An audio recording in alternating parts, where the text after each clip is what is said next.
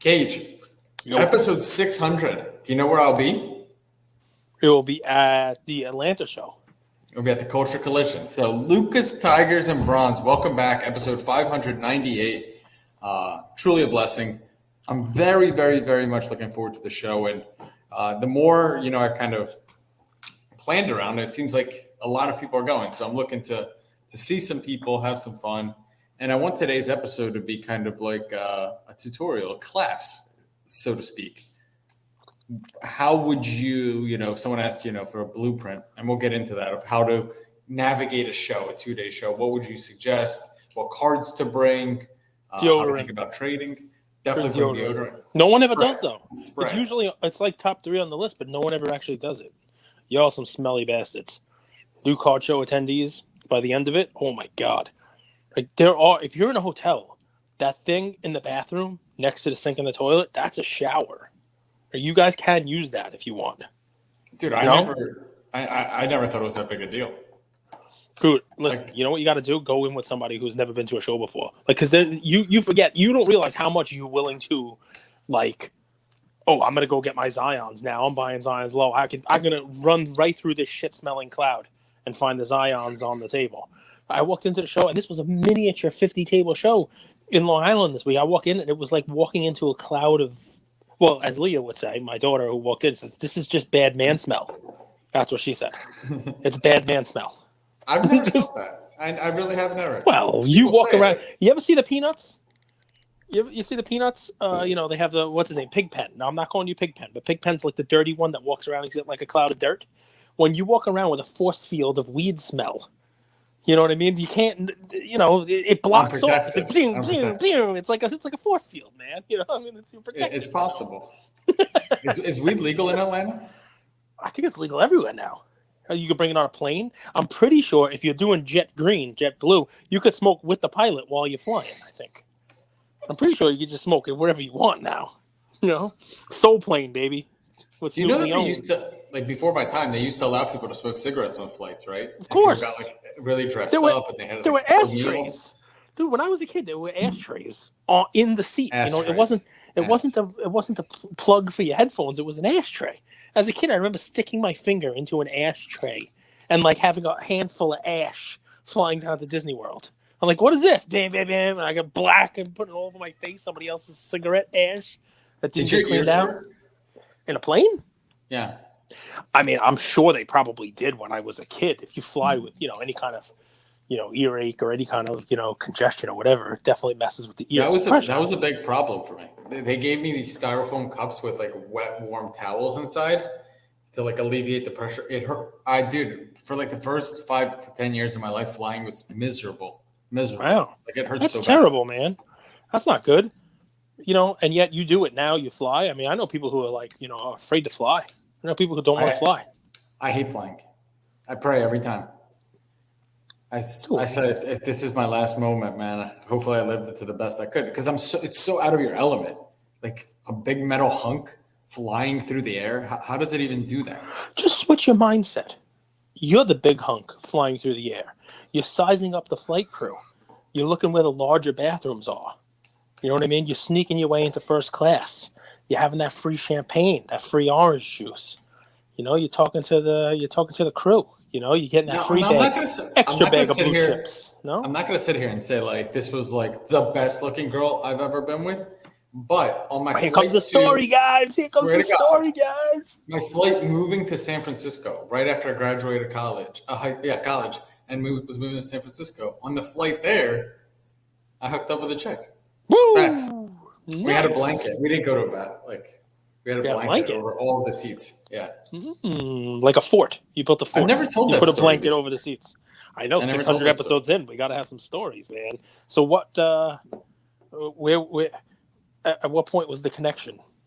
Or that was a direct flight with no connection? It was a direct flight. I don't fly layovers. No way. Hate layovers. Such a waste of time. Little connection during the direct flight? Yeah. Never talked again either. It was kind of she was there for one night. I was just moving in. Yeah. And you told her your name was Arturo. I don't remember her name. I don't even remember my name. Sometimes you don't. This is true. Those are the best. Those are the best times. Listen, this is a heck of a story. This is a heck of a story. Dude, I was on a run then. Because dude, you never think of this stuff now. Like, I don't like to think back. But about 2 months after I moved to San Francisco, we went to, maybe 3 months, went to Vegas. And that was the best trip of my life. This was like right after I graduated. All my buddies from college coming back. I flew in late, and an Israeli, a Costa Rican, and an Israeli, all with terrible English, upgraded us to penthouse. Sounds like a punchline of a joke. An Israeli... What'd you say? The Dominican? An Israeli, a Costa Rican, and a Finn walk into a bar. Yeah, like the Israeli they don't speak English that well. They don't speak English that well, and they got us upgraded to a penthouse suite at MGM, like the nicest room I've ever seen. The Israeli says they got a pool in this suite. Why would they? What do they think? They think you swim because you're a Finn? And I asked my buddies, I said, this was when I just had a little bit of money. I was like, $500, the biggest bet of my life. Put it on Drexel. Drexel was in, I think they were in the NCAA. They were playing Arizona for something. All right. $500. I landed, won the bet, had $500, had a penthouse suite. And that night, I met this girl, Anastasia Redkina, from Belarus, from Russia. By the way, I am with Ukraine. That's what this hat is, guys. My parents were in Ukraine this summer. They picked this up. Anastasia Redkina. And I was like 22. She was 27. She taught me a few things. It was so much fun. It was such a that was all in one night.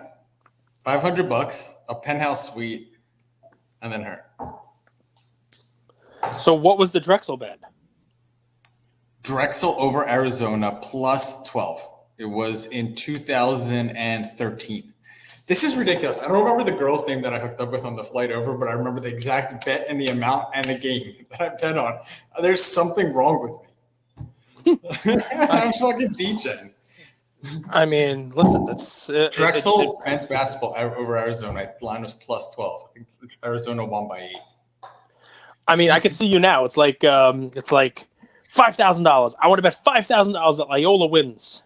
$5,000 on Loyola, you are in. You know what movie that is or no? There's Brewster's Millions, and it's like a huge long shot. I want to bet $1,000 on all the long shots across the board. Well, it was Richard Pryor. Good movie. Dude, I tried to watch, but Richard Pryor was a comedian. November 27, 2013, Arizona rallies from 19 down. This was the NIT season tip-off. They won by 4. They were down by 19. Great call. Dame Lee was on this team. Wow. Dame Lee was on this team, on this Drexel team. Yeah, he was. Dame Lee was on this team. And my boy, Chris Fouch, was on this. You guys can look this up. Just search Drexel versus Arizona 2015 NCAA basketball. Chris Fouch, my buddy, I tutored him in mathematics so that he could play on the men's basketball team. So, one of the nicest guys ever. Grew up with Kemba Walker from New York, from the Bronx. So you go to Vegas, you get upgraded, right? $5,000 on 50-1 long shots across the board. $50,000 on Loyola to beat Notre Dame. I see you in there, like in the suite. You got upgraded to a suite. It's boom, boom, boom. You just pow. Monty Brewster. You got $30 million to spend in 30 days. I've talked about this a couple times on our show. He creates the hack and sack Bulls. I don't know why this is what came in my brain. You're saying put $500 on Drexel. Because I figured Drexel and Loyola are probably in the same conference of scrubby teams. It was. Like, who does that, right? But I knew this team. I knew my guys. I tutored one of them. This is probably when I first started being allowed to bet on sports. Because remember, college, you can't bet on sports if you play college sports. Yeah, you played college sports. So I just graduated. And I was like, I know my boys. Dude, Dame Lee was good. Very good. He didn't have a great game there. Chris Fouch went off 29 points. Wow, the doctor is in. Dr. Fouch. He won. So, did you hear the news out of New York today? They said in the next couple of weeks they're going to be potentially lifting the vaccine mandate. Kyrie might be able to play soon. I don't know who might have had an idea that would ever happen. You called that. You definitely did. You definitely called that. We're little puppets for these fucking politicians. Like, it's just a joke. Like, it's everything is just virtue signaling on what side you're on. They don't give a fuck about anyone's health. Now it's okay. Now it's not okay. So I'm glad Kyrie could play because you want to see the best versus the best. I love the propaganda, the narrative that the Nets won this trade. Look how good they're going to be, even though they have no clue because none of them have played and Durant is still injured. But I'm excited for basketball to be back. I'm excited for Kyrie to play, Cage. He's so good, man. He is. He was a great actor, too. You always say that. Why do you say that? Because one of my favorite movies to watch, Uncle Drew. Love it. That's not one of your favorite movies. It is. One of my favorites. I mean, one of the top 1,000. So I'm watching season 5 of Breaking Bad. We're just talking about how this is a masterpiece. Yeah, you think season 5 sucks relative to the other seasons. Yes. But you can't go like Uncle Drew's one of my favorite movies, and then like this is the standard. Yes, you can, because I have it's like a sliding scale. There are many, many subtle levels of my favorites. It's definitely in the top 1,000 movies I would watch. It's not a comedy. It's like your favorite athlete that plays in a movie. It's sort of a comedy, I mean, it's definitely funny. It's a comedy. It's funny. Fine. Uncle Drew or Space Jam, the first one. Oof, both pretty terrible movies. What?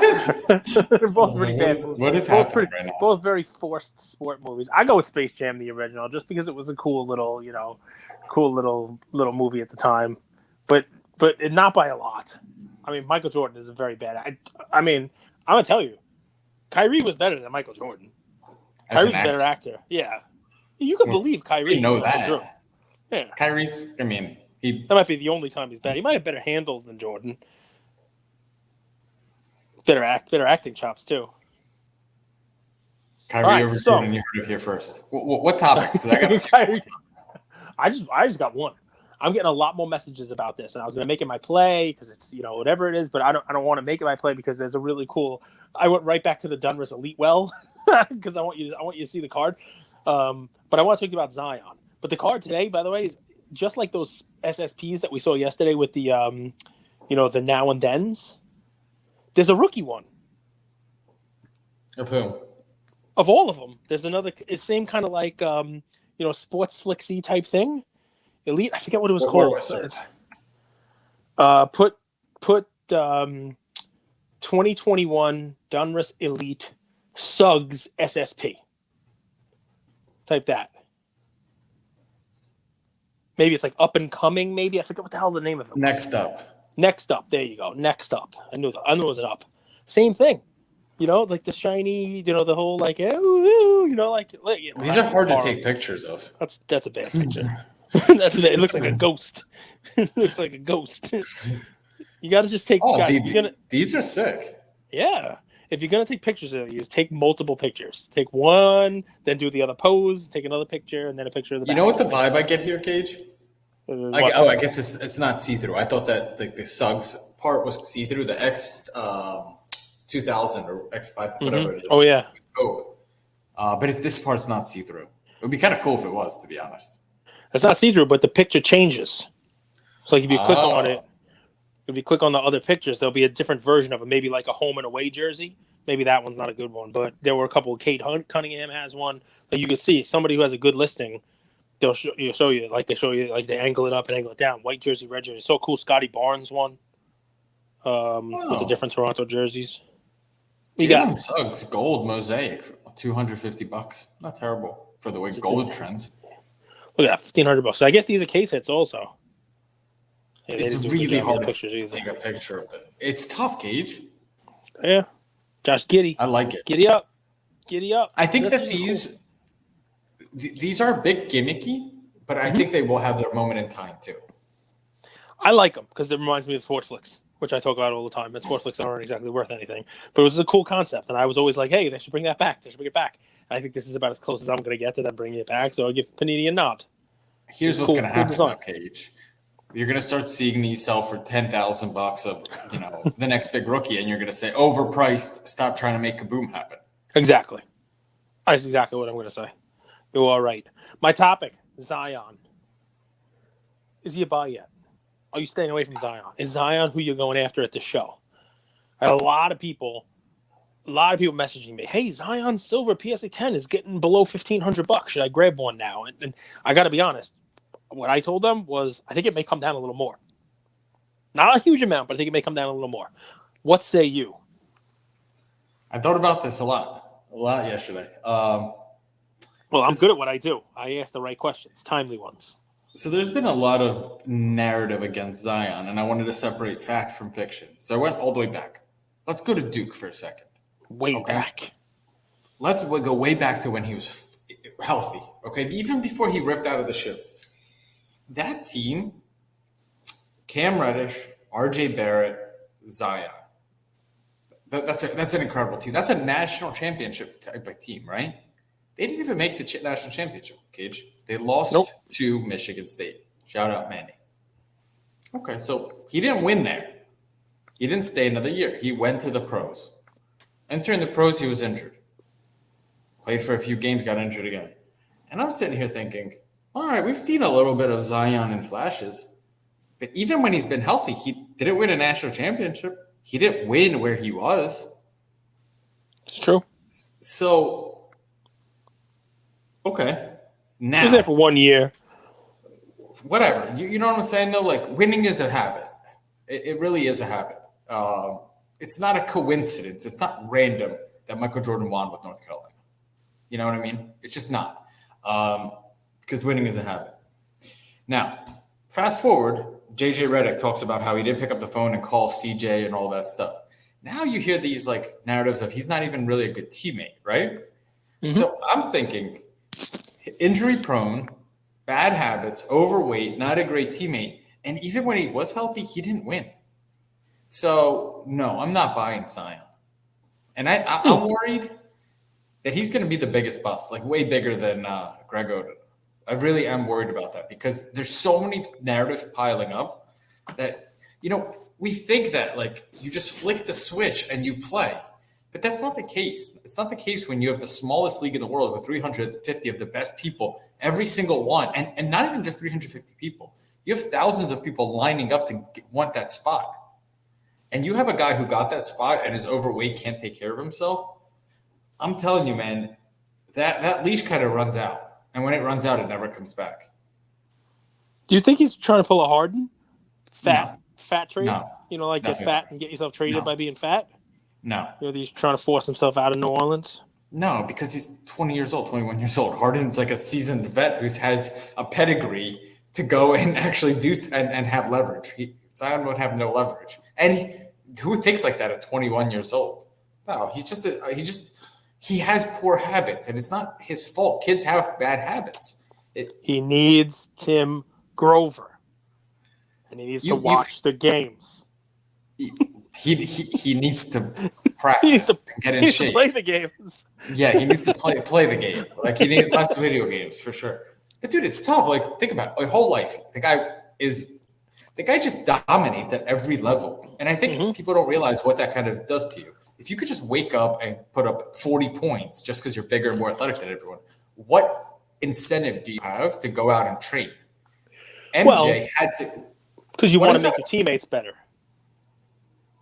Okay. If you wake up and you're bigger and better than everybody else, you should want to make your teammates better. Not everybody does. Very few do. LeBron does. LeBron did do that. Like if we separate the narratives, like LeBron was gifted from birth. Because I think the average fan won't realize, but there's a lot of nuance and shit. The casuals won't realize. That's what you mean. Yeah, LeBron doesn't make his teammates better if you compare him to Chris Paul, but he's still the best of the best of the best of the best, and he wasn't even close to a bust. Zion and LeBron, I remember I compared Zion to LeBron when he came into the league. You can't compare these two. One's a bust, one's a great. Like, at the end of the day, I don't love LeBron, but he is a great. Are we really at a phase where we can call Zion a bust? No, but all the signs, no, because you're still kind of have dots on that little line of his. But these things that are data points that are against him are piling up. Bad teammate, out of shape, unhealthy, injuries. Never won, even when he was healthy, which was kind of crazy to me. If you look at that team was stacked. How did that team not win a national championship, even get to a national championship?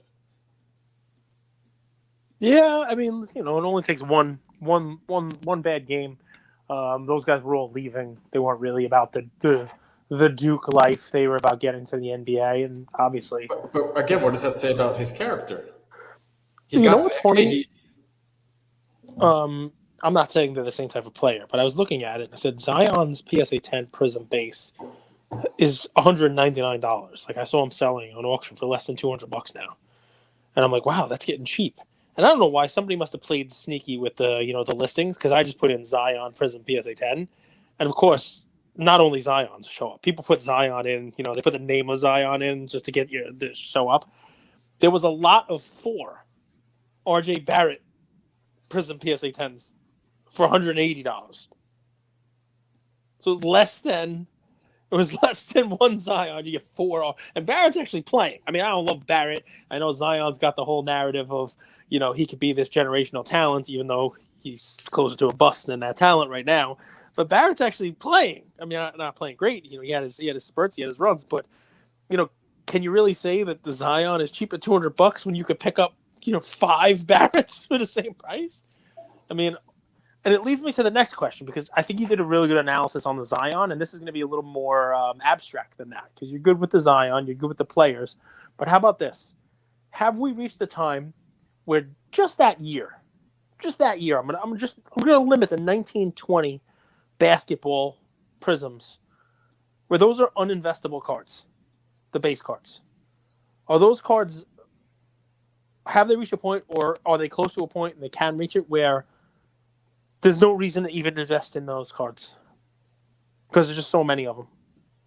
I don't think so. I think those are sort of like the raw cards. Like those are the ones you buy for 50, sell for 80. So you think there's still the ability to get in a base rookie of somebody who's got 10,000 tens or 12,000 tens? If you're buying it low enough and hanging on to it for when they have a good performance and sell it a little bit higher, it's still an asset. Not if you're trying to collect and hold, but if I mean, dude, just Joe Burrow a second ago, and I know his pop is lower, but he made a run, and I mean that card went $200 to $600. A little different, right? Because I mean, Burrow Definitely different. That came out like right as PSA was closing. Zion's cards and Ja's cards and that year's rookie cards, from a base perspective at least, they were the ones that were released right in the thick of the madness. I'm not going to say LaMelo and Edwards, right? Because they just weren't. You had the opposite with them. But let's use. I don't think it's not going to happen with this guy, but let's use this guy, Brandon Clark. He was in that year, right? And his PSA 10 is $9. Yeah. Now, let's say he played point guard. It's hilarious. A PSA 10 is $9. Yes, it's hilarious. But let's say he I got a few of those at PSA right now, by the way. I'm waiting Jaren for them Jackson back. gets Hope traded. I get tens. I'm just giving a hypothetical here because none of this is gonna happen. But let's say Brandon Clark's $9. You have a whole other lineage of thoughts going. Jaren Jackson gets traded. Now Brandon Clark gets more time. He starts putting up 20 and 10 games as a starter. That $9 card could become a $30, $40, $50 card. So I think what we're seeing with the main guys is they were over fucking priced relative to the supply and demand. And they also had never achieved anything. And even for the little bit of that they have achieved, that wasn't the card to be in. So there's been a huge correction where a Zion, it's probably going to be $100 card one day, probably 70, right? There's just so many of them out there. But there's also guys from that class that no one knows about that are under the radar that if they do something or get a promotion, in their team, a $9 card becomes 50. And it's a low entry point. You envision a world where Brandon Clark is $40 and Zion is $80? Yeah, well, I mean, Brandon Clark puts up numbers. Zion sits on the bench. And Brandon Clark is on one of the best teams in the league, top 5 team. Yeah, but Zion drinks Mountain Dew. All right, listen, you answered the question. You hit it head on. And markets are inefficient. So, I don't think that Brandon Clark is, half the player of Zion potentially. But markets are inefficient. If Zion's not playing it, Brandon Clark had a stretch where he's the starter. That's one example. Maybe a point guard is a better example. Okay. All right. Listen, I mean, I can't disagree with anything you're saying. It's just something I was thinking about. We were at the show Ian and I, and he had some cards. And, people were asking for the Zions. He has a green, which is a little lower pop, but not the most desirable. Not the green pulsar. That's still at PSA, Ian, I promise. 4 years later. 3 years later. Isn't Griffey? Wasn't that a lot of people's entry into the hobby was Griffey, right? Yeah. Overproduced. I think sometimes people want to get that card just for the novelty of getting that card because they never had it. Now it's at a price point that's attainable. Just because everyone wants something doesn't necessarily mean it's a good investment. And just because no one wants it doesn't mean it's a bad investment. Right. You have to have conviction in why you're buying and why you're selling. The Griffey card's still 4 figures, though, just for a base card. Was it back in the day, though? No, I mean, when I was a kid, raw, that was a $75 card, which is amazing to think about. I remember the Beckett magazine went up to $75. That's a lot of money, right? Yeah, back then, it was definitely a lot of money. But, I mean, that was the card. You had a Griffey Donruss, you were okay. You had Griffey Fleer, you were okay. But if you had a Griffey Upper Deck, then, you got all the new gaming systems when they came into town.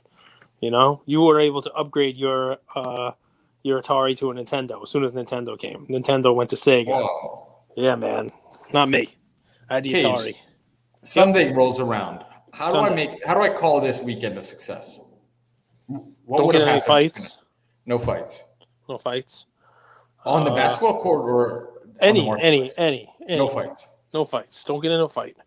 We're not fighters. Right? There's no need for that. Don't give the hobby a bad name.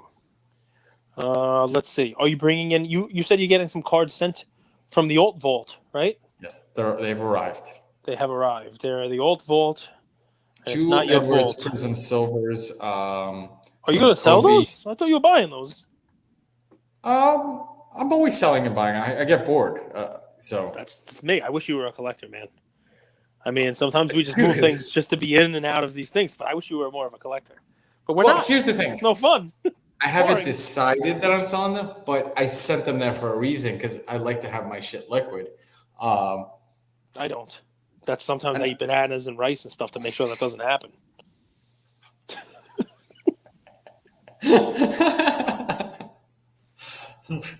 I wonder how much English being my second language has hurt me. I say some dumb shit, man. Listen, you think that's dumb? I guarantee that there's hundreds of people laughing at this right now. So I don't say it's dumb. I think it's content gold. Good for you. My elbow on the table and I slipped off. Yeah. Gotta check that one out on YouTube, guys. No, I mean, listen, what's successful? If there's a deal that you like and you complete it, great. Sometimes success is not making a deal. If you think Edwards Silver is the place to have your money and no one's coming up with another thing, sometimes you think like you go to a show, you got to make a deal to make a deal.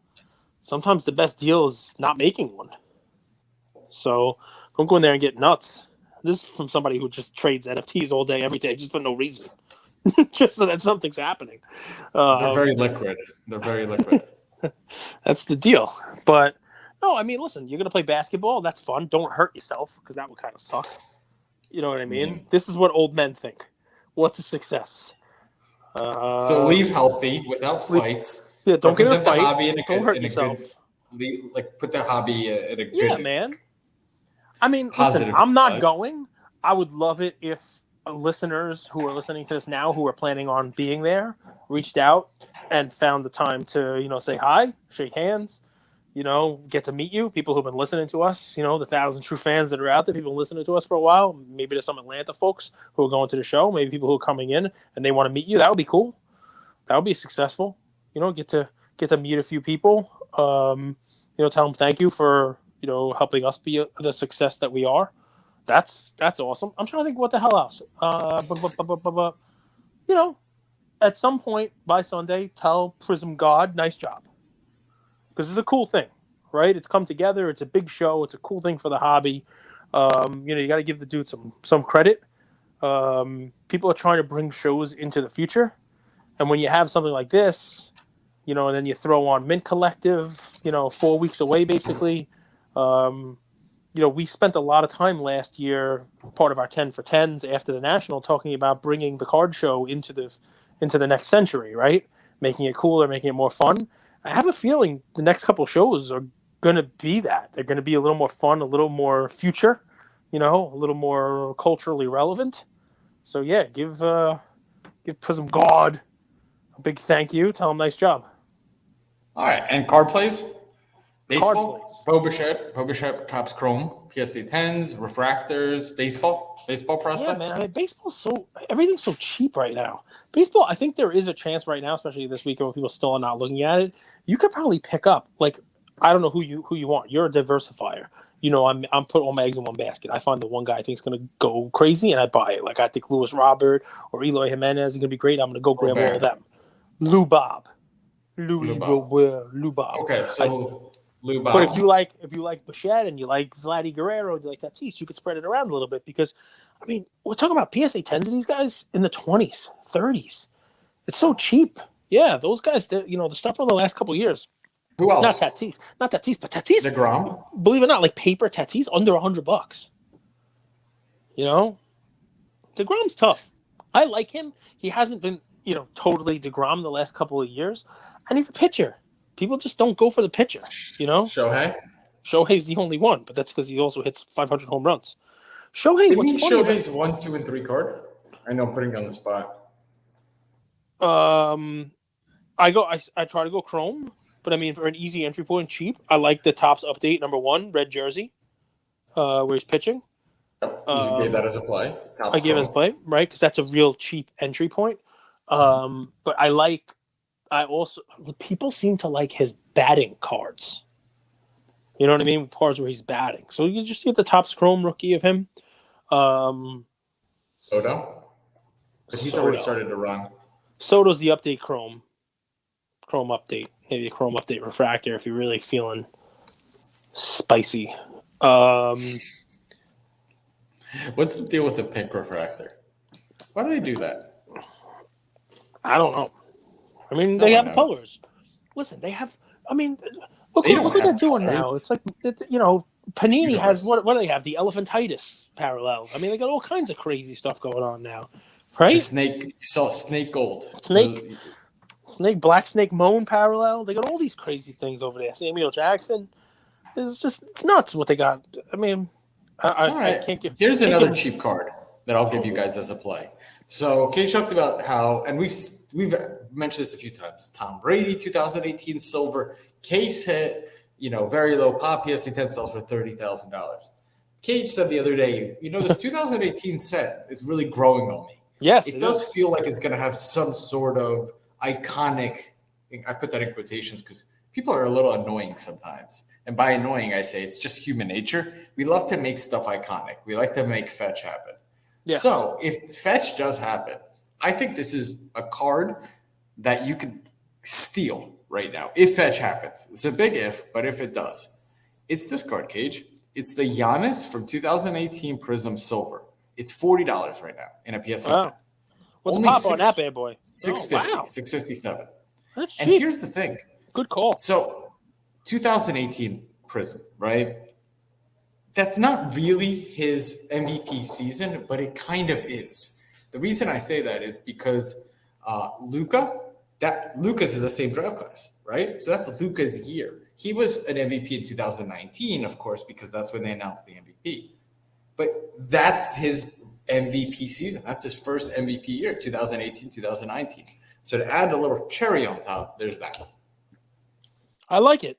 I don't know if I go iconic, but I like the 18 set because that card set signifies to me the boom in the cards. When a lot of people came into the market, that was the set that people were chasing, whether it was Luka, Trey, the football ones, believe it or not, Baker. People were chasing Baker, Lamar Jackson, Sam Darnold, Josh Allen, the second year Mahomes. The silvers were a little tougher to come by. So, yeah, I think a lot of people came into it and were like, this is the set that people kind of, expanded the hobby on. When I say, people who are my age, what's the set? Everybody says the 87 top set. Clearly isn't the first top set, right? And it definitely was towards the mass-produced side. It's not as rare as the 80 or 81 or 82 or 83, 84. 80, it's definitely not as mass-produced as they've got in 88, 90, 91. 87, it's that wood border. It's just a different kind of, easy border, like that 2018 Prism. And I think a lot of people are like, that was the card set that brought me in. Same thing. So, I mean, could be wrong, but I like that play, man. How much was that? $40. So that's crazy, man. People started getting in 2018, and the boom happened in 2020. So if people started getting into NFTs in 2021, is the real NFT boom coming in 2023? It's possible. It's possible. I wouldn't say that. I would say, people didn't get into it in 18. I would say when people got into it and started booming it in 19 and 20, that 2018 set was the go-to set for people. Because everyone was looking for Luka. People were looking for the cards in that set. The people were looking for the football guys. Like I said, those rookie QBs. People were chasing Sam Darnold and Baker Mayfield. And then eventually Josh Allen, Lamar Jackson, So that 2018, that was like the poster child for, all right, I'm going to start grabbing all these rookies, these base prisms. I graded 54 trays in one PSA bulk sub at $8 each, remember? And they were like $5 a piece? It was $8. $8 And how much were the cards? $5. $5 each. Fascinating. I mean, if you could go back, would you still do that strategy? Like, if you had $100,000, would you just buy every single Luka-based prism, grade and sell them? Or would you buy LeBron Topps Chrome? I was buying Luka base for $10, grading them at $8. And when they came back 10, selling them at $65. Yep. Step 1, steal underpants. Step 3, make profit. Make profit. Exactly. That's 100% right. Sure. I mean, if we had a hindsight, if I had Biff Tannen's Sports Almanac, I'd be in great shape. I don't know why Biff gets credit for it. He stole it from Marty. But you know what I mean. I don't know who Biff is. You don't know who Biff is. No one knows. You know who Biff Tannen is? For real? Is that from... How do you not know who Biff Tannen is? Well, my friends are real people. The originator of a couple of the best lines ever. He's like, why don't you make like a tree and get out of here? My favorite. He sounds That's like about a as sports... stupid as a screen door on a battleship. No, it just sounds so stupid when you get him wrong. It's a screen door on a submarine. When his old version of himself gets to yell at him as a kid and say how stupid he sounds when he gets it wrong. No, you need to watch Back to the Future, man. That's from Back to the Future? Yeah. What the hell? You gotta watch Back to the Future. I mean, you and bro bought hoverboards. That's Back to the Future too. I mean, you're fans of hoverboards. You gotta. It doesn't matter. Biff Tannen. He's the protagonist. He's the bad guy here, right? But Biff Tannen. No? It doesn't ring a bell.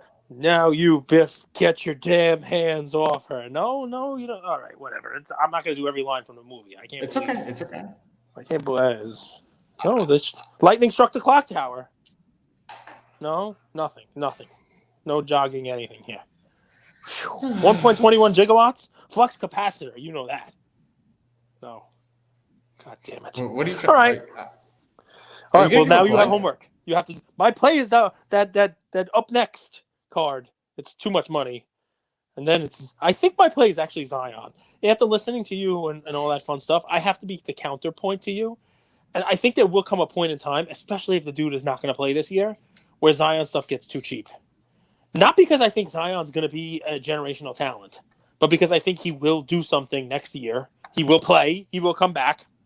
And you see what happens. All it takes is one quarter for hysteria to kick in. He comes out and he's shooting threes.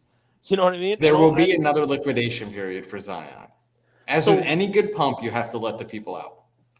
That's the deal, man. And I'm not saying pump. I don't want pump, dump, you name it, Trump, whatever the hell other words you can rhyme with ump. The Humpty Dance. Did you look that up about yesterday? Did you see the Tupac in the Digital Underground? So I have a lot of homework in addition you do, to man. There's so much business. There's so much homework. I felt that running the business and scheduling meetings and setting up business opportunities in Atlanta took and training for the 404 basketball tournament, of course, took precedent over. Ooh, how were you training? Were you taking like free throws? Did you do a single person layup line? Did you make your own layup line of one? No, I don't. I have a ball, but I haven't played ball in a while. Here's my hope. My hope is I have enough athleticism and enough faith that my shot will come back. The hardest thing with when you come back and haven't played for a while, your shot's always short, right? Your stroke is mechanical. And I'm praying, fingers crossed, that it's just one of those days you catch fire. Well, here's the thing. There will be an adjustment period for you because you think you are better right now than you are. And let me explain this to our audience. Andrew called me up the other day, and he says, I am making every shot nothing but net in practice. I'm out here. I'm on the field. I'm making every shot nothing but net. It's not hitting rims. Forget about it. There isn't even a rim. I'm just hitting the net, all net. I said, Andrew, how could you just make 1,000 shots in a row? Since I went out to the field with my basketball, boom, nothing but net. I realized he's in Mexico. It's a soccer goal he's shooting on. There's no basketball nets down there. So when you get to Atlanta and you're actually shooting on baskets, the net's a little smaller, pal. So there's going to be an adjustment period for you, I promise. So Curry went, and the basket looked like the ocean for him. The basket was looking like an ocean. I don't know how I feel about his turnaround. To hold the shots in the air, I'm going to turn around and jump around like a weirdo. I don't know if I like that. Why not? I don't know. Just make the shot. Make the shot. It's a spectacle. Yeah, but it doesn't have to be. What do you mean? It's literally that's what people pay money to go to the All-Star game for. Yeah, but did you see that Daytona 500 had better ratings, televised ratings, viewership than the All-Star game? Do you think televised are doing this whole Twitter thing? I got into like a whole argument with people. Television viewing. Who are you arguing with? Twitter fools. Television ratings are not a good measure. Basketball is this weird game that most people don't watch basketball. Most of them go on Instagram, follow different Instagram accounts, and they see the clips of the games. So here's what I think. Well, you're right. You're right. That's how people consume, especially younger folks consume basketball differently than television. The television is not the main consumption. But I just want to back up the truth trolley for a second. You can't do the homework I give you of watching Back to the Future. You can't just do a quick 5-minute Google search about Tupac carrying the crates for Humpty in the digital underground when you bring up Tupac. Because you're busy setting up meetings and preparing for Atlanta. Where did you find time to get into Twitter battles with idiots? That's what I want to know. I hate, Warren Sharp, he's like, look at how much NFL ratings of a regular season game trumps NBA finals. NFL is by far the best American sport. And I was like, dude, this is such skewed data. That's it. You're going to fight with them. Well, because NBA viewing experience is terrible. There's commercials all the time. They don't try for most of the game. There's foul shots at the end. The last 30 seconds takes like 1,000 minutes. So I understand why people won't watch the games. I like those games because I kind of can sit on my computer and do a bunch of other stuff and watch like in the background. Watch the games. So it's Wednesday. Tomorrow basketball is back. Are you going to have like a watch party down in Atlanta? Are the Hawks playing at home? Are you going to go see the Hawks? You can go do like this to ice tray. Hawks dude. The game, nice games. Celtics Nets tomorrow. Hawks Bulls. Grizz Timberwolves. Warriors Blazers. Kings Nuggets. Nothing crazy. No, Hawks are in Chicago. Are you going to look up any of the Real Housewives of Atlanta while you're in Atlanta? They don't have that. They do have that. I heard Atlanta's on the come up. It has been on the come up for quite some time. Really? Yeah, man. Well, what is it like? What's Atlanta known for? It's where Justin Bieber gets his peaches. I got my peaches out in Georgia. That's that. Okay, yeah, you're right. That's facts. But not just in Atlanta. Probably not in a metropolitan area. Well, I mean, I'm sure they have peaches there. I got my peaches out in Georgia. Yeah. Look at you. See? Checks out. I mean, checks out. The fact check comes back clean, Luka Nation.